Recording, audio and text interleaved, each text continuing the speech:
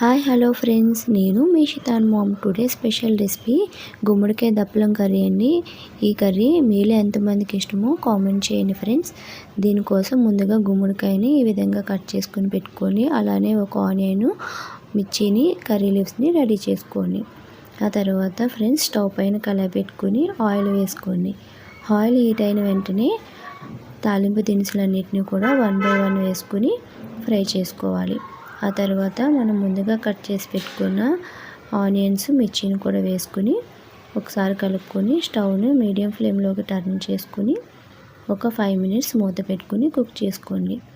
ఆ తర్వాత మూత తీసుకుని మనం కట్ చేసి పెట్టుకున్న గుమ్మడికాయ ముక్కలన్నిటిని కూడా ఇందులోకి యాడ్ చేసుకోండి ఫ్రెండ్స్. ఒకసారి కలుపుకొని ఒక 5 minutes మరలా మూత పెట్టుకుని కుక్ చేసుకోవాలి. ఆ తర్వాత తగినంత ఉప్పు, ఒక 2 tablespoons కారం, అలానే 1/2 స్పూన్ పసుపు వేసుకుని బాగా కలుపుకోండి.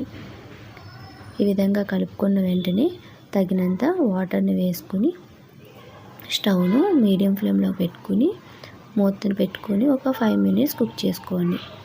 5 minutes తర్వాత మూత తీసుకుని మనం ముందుగా పెట్టుకున్న చింతపండు రసాన్ని ఇందులోకి యాడ్ చేసుకోవాలి. చింతపండు రసం వేసిన వెంటనే బెల్లాన్ని కూడా వేసుకుని ఒకసారి మూత పెట్టుకుని ఒక 5 minutes కుక్ చేసుకోవాలి. ఆ తర్వాత 1 స్పూన్ రైస్ పౌడర్ని వాటర్లో మిక్స్ చేసుకుని ఇందులోకి యాడ్ చేసుకోండి. ఇలా యాడ్ చేయడం వల్ల గ్రేవీ కన్సిస్టెన్సీ బాగుంటుంది, అలానే టేస్ట్ కూడా బాగుంటుంది. మీరు కూడా ఒకసారి తప్పకుండా ట్రై చేయండి. ఇది ఒక 5 minutes తర్వాత స్టవ్ ఆఫ్ చేసుకుని వేడి అన్నంలోకి సర్వ్ చేసుకుని తినండి. అంతే, టేస్టీ గుమ్మడికాయ దప్పలం కర్రీ రెడీ ఫ్రెండ్స్. ఈ రెసిపీని మీరు కూడా తప్పకుండా ట్రై చేసి ఎలా వచ్చిందో కామెంట్ చేయండి. ఇలాంటి మరెన్నో మంచి వీడియోస్ కోసం ఇప్పుడే మన ఛానల్ని సబ్స్క్రైబ్ చేసుకోండి.